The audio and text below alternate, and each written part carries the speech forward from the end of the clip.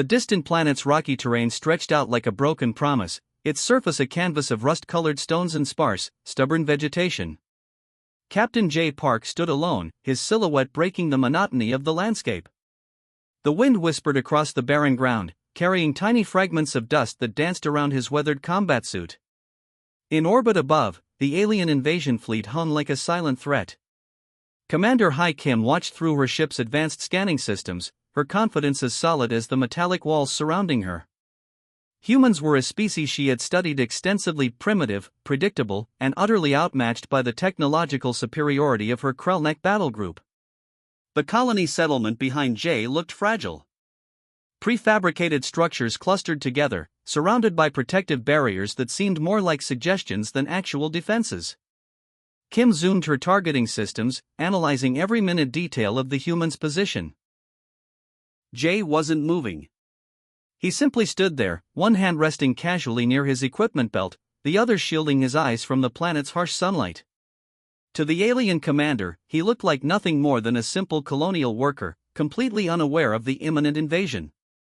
Her tactical computer ran rapid calculations. Probability of resistance, 0.03%. Probability of total surrender, 99.7%. The numbers were crystal clear, leaving no room for doubt. What Commander Kim couldn't see was the intricate network of communication devices hidden beneath Jay's seemingly ordinary combat suit. What looked like random patches and repairs were actually sophisticated communication and jamming equipment, carefully integrated into the fabric. The first wave of alien dropships began their descent. Sleek, angular machines that cut through the atmosphere like razor-sharp blades. Their metallic surfaces gleamed with technological perfection, a stark contrast to the rugged, functional human structures below. Jay remained perfectly still. No panic. No sudden movements. Just a calm, calculated presence that seemed to defy the impending invasion. Commander Kim's tactical display showed multiple invasion points. Precision-targeted landing zones designed to overwhelm the human settlement with minimal resistance. She had planned this invasion for months, studying human behavioral patterns, technological capabilities, and potential defensive strategies. Yet something about Jay's stillness made her pause. For just a fraction of a second, her confidence wavered. The dropships were now close enough to cast shadows on the planet's surface. Their massive engines kicked up clouds of red dust, creating an artificial storm that obscured the initial landing zones. Standard invasion protocol: create visual confusion to minimize potential resistance. Jay took a single step forward. Just one step. But it was a step that seemed to carry more significance than mere movement. Inside her command ship, Commander Kim's secondary sensors began picking up strange electromagnetic interference. Nothing major, just tiny fluctuations that most commanders would dismiss as atmospheric disturbance. But she was thorough. She zoomed her scanners, trying to understand the source. The first dropship touched down. Its massive doors began to open, revealing rows of armed alien soldiers, their weapons primed and ready. They moved with practiced precision, a machine-like efficiency that had conquered dozens of planetary systems. Jay remained where he was. No alarm had been raised. No defensive positions taken. To all appearances, he was just a lone figure waiting to be overwhelmed. Commander Kim smiled. Another easy conquest. Little did she know that this single moment, this seemingly insignificant pause before invasion, would become a turning point in interstellar conflict. The first alien soldiers stepped onto the planet's surface, their metallic boots crushing the red soil. Jay Park didn't move. He just watched. And waited. The first alien soldiers moved with cold precision, their weapons held at perfect angles, scanning the landscape with electronic eyes that cut through dust and distance. Jay Park remained motionless, watching their approach with an unsettling calmness that felt more like a predator observing prey than a potential victim. Commander Hai Kim's communication channel crackled with tactical updates. Her soldiers were reporting zero resistance, confirming her initial assessment of human weakness. Each step of the alien troops seemed to crush not just the planetary soil, but also any potential notion of human defiance. Jay's hand moved slightly, a tiny adjustment that might have been a scratch or a preparatory gesture. To the alien soldiers, it seemed meaningless. Their targeting systems were locked, their movements synchronized, their confidence absolute. The lead alien soldier, a towering figure named Krell, approached Jay with deliberate slowness. His armor reflected the planet's harsh sunlight, creating a metallic gleam that spoke of technological superiority. He was designed to intimidate, to make smaller species understand their insignificance. "Surrender your colony," Krell announced, his language translator converting his native speech into perfect human communication. "Resistance is futile." Jay simply looked at him. No fear. No anger. Just a calm, almost curious expression that seemed to unsettle Krell more than any aggressive response could. The other alien soldiers spread out, creating a perfect tactical formation. Their weapons hummed with energy, ready to convert potential resistance into immediate destruction. They had conquered civilizations far more advanced than this small human settlement. What they didn't realize was that Jay wasn't alone. Not really. A tiny device on his belt began to pulse. Barely noticeable, its signal was invisible to standard alien scanning technology. It was sending out a complex series of coded transmissions, each pulse carefully timed and positioned. Krell took another step forward. "Your silence confirms your surrender," he stated, raising his primary weapon. The weapon's energy signature suggested it could vaporize a human body in less than a second. Jay's lips curved into the slightest smile. Not a smile of fear. Not a smile of defeat. But a smile that suggested something was about to change. The alien soldiers tensed. Something about that smile felt wrong. Their tactical computers began registering minute anomalies, small energy fluctuations that didn't match any known human technology. Commander Kim, watching from her orbital ship, leaned forward. Something was different. Her initial calculations were beginning to shift. Krell was now just 3 meters from Jay. Close enough to see every detail of the human's face. Close enough to recognize that this wasn't a typical colonial worker. Close enough to realize that something was fundamentally wrong with this scenario. "Identify yourself," Krell demanded, his weapon now pressed against Jay's chest. Jay spoke for the first time. "Your first mistake," he said simply, "was thinking this was going to be easy." The words were quiet. Almost gentle. But they carried a weight that made the alien soldiers hesitate. Around them, the planet's landscape seemed to shift. Not physically. But in a way that suggested something was about to happen. A potential energy that was building, preparing to release. Commander Kim's tactical display suddenly began showing multiple interference patterns. Strange signals that didn't match any known communication protocols. Her confidence started to crack, replaced by a growing sense of uncertainty. Krell's weapon hand trembled slightly. For the first time in his military career, he felt something close to genuine uncertainty. Jay Park stood perfectly still. Waiting. The confrontation had begun.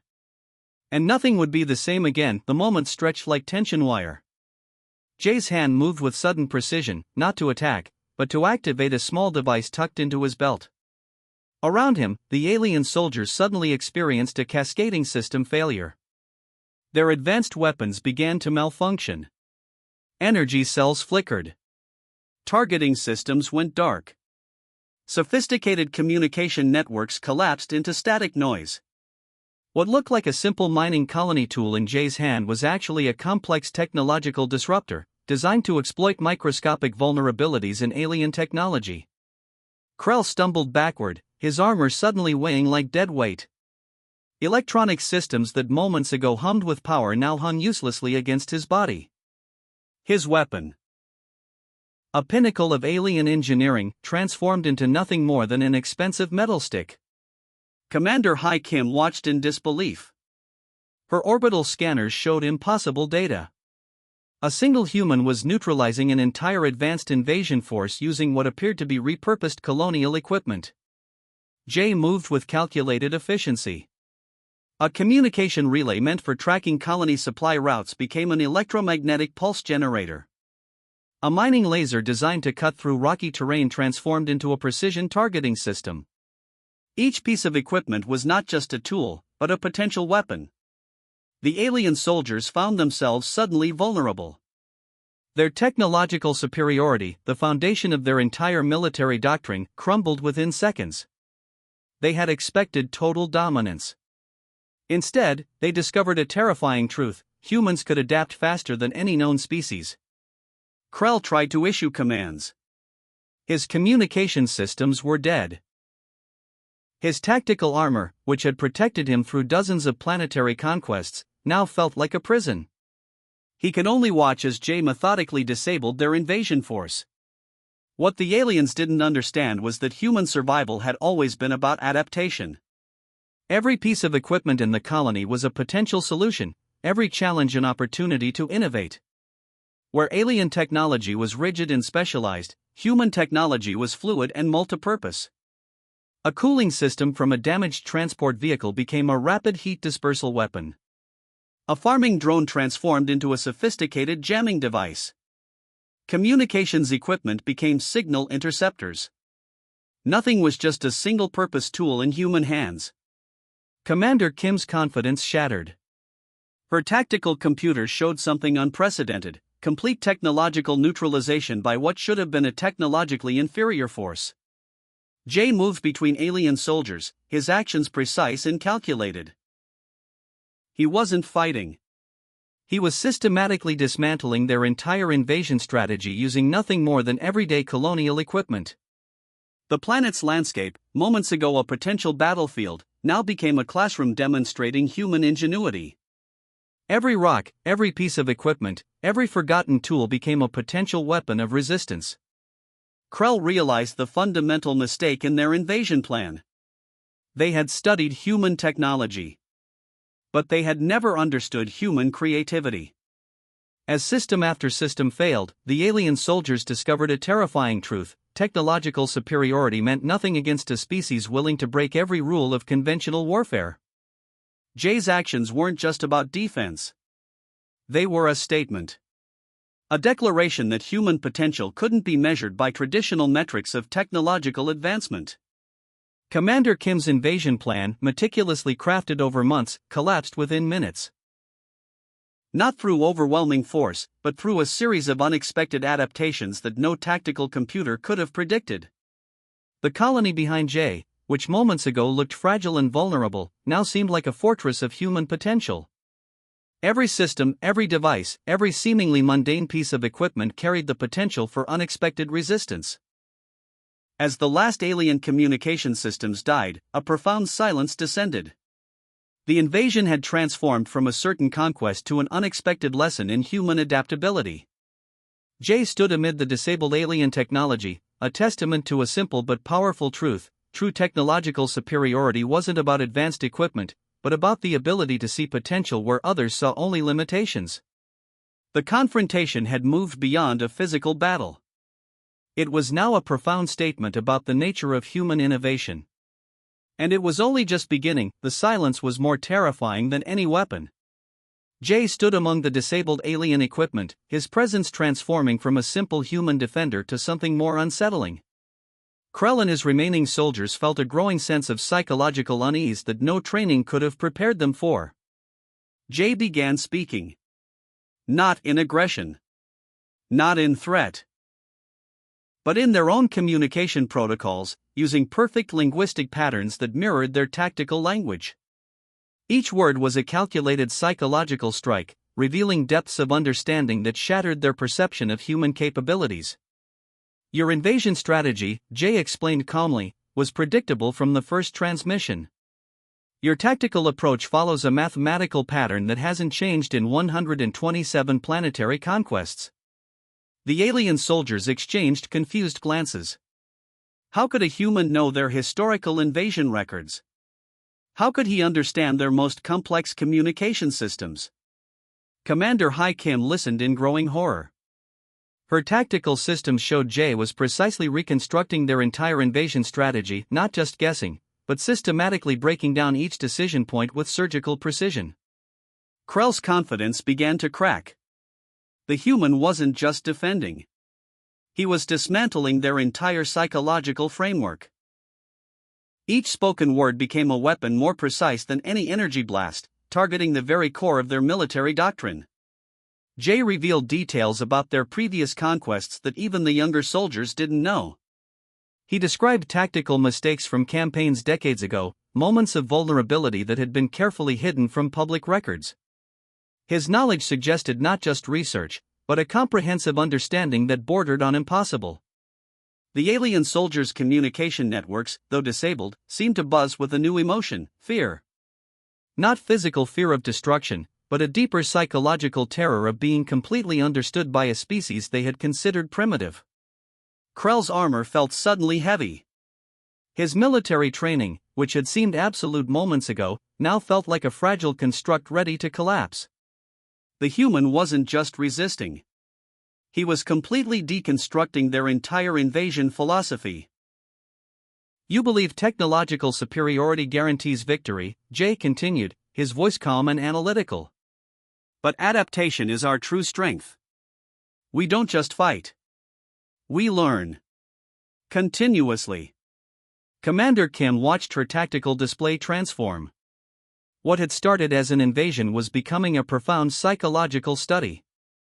The human was teaching them about themselves, revealing structural weaknesses in their entire military philosophy. The colony behind Jay, which moments ago looked vulnerable, now seemed like a complex living system. Every piece of equipment, every structure told a story of human resilience. The aliens were no longer facing a settlement. They were confronting an entire evolutionary approach to survival. Krell's internal communication systems, though disabled, seemed to transmit a growing sense of doubt. The certainty of conquest had transformed into a complex emotional landscape of uncertainty and respect. Jay wasn't just defending. He was demonstrating. Showing them that human potential couldn't be measured by traditional metrics of technological advancement or military power. The psychological warfare wasn't about breaking their spirit. It was about expanding their understanding. Each revelation was a precise surgical strike against their existing worldview, challenging everything they believed about conquest and superiority. As the alien soldiers listened, they realized something profound: they were no longer invaders. They had become students. Commander Kim's tactical systems registered something unprecedented: a complete psychological transformation of an invasion force, achieved without a single physical confrontation. Jay's final words hung in the air, a statement that would echo through their civilization's records: adaptation is not just a strategy. It's our species' fundamental language. The invasion had transformed. What began as a military operation was now a lesson in human potential. And the lesson was just beginning. The planet's surface seemed to hold its breath. Jay stood among the disabled alien equipment, his presence a quiet testament to an unexpected turn of events. Krell and his remaining soldiers looked defeated, but not in the way they had imagined defeat. Commander Hai Kim watched from her orbital ship, her entire understanding of conflict unraveling with each passing moment. The invasion that was supposed to be a simple conquest had transformed into something entirely different. Jay approached Krell, not with weapons, but with an open hand. The gesture was so unexpected that the alien commander instinctively took a step back. Humans were supposed to be vengeful, aggressive, filled with a desire for retribution. This was not the response their intelligence reports had predicted. "We could have destroyed your entire fleet," Jay said simply. "But destruction is not progress." The words hung in the air, heavy with implications. Krell realized that the human had not just defended his colony. He had made a profound statement about the nature of conflict and survival. Around them, the colony's structures stood resolute. What had looked like simple prefabricated buildings now seemed like a complex ecosystem of human potential. Each structure, each piece of equipment told a story of adaptation and resilience. Krell's communication systems, though still largely disabled, began picking up signals from his command ship. Confused reports. Conflicting data. The invasion that was supposed to be a certain victory had become something entirely unexpected. Jay began explaining the technological adaptations he had used. Not as a threat, but as a demonstration. He showed how mining equipment became defensive systems, how communication relays transformed into complex scanning devices. Each explanation was a lesson in human creativity. Commander Kim watched in disbelief. The tactical display showed something unprecedented. A complete transformation of an invasion scenario without massive physical destruction. The alien soldiers found themselves in a strange position. They were no longer conquerors. They had become students, witnessing an approach to conflict that defied everything in their military training.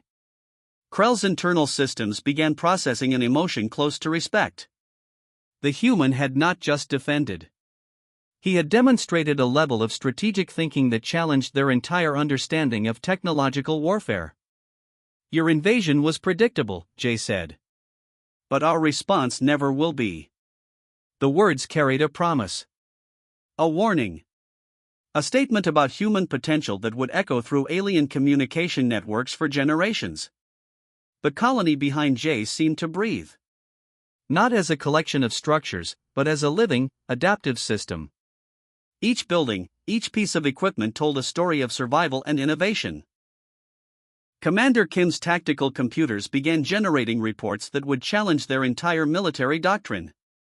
This was not just a failed invasion.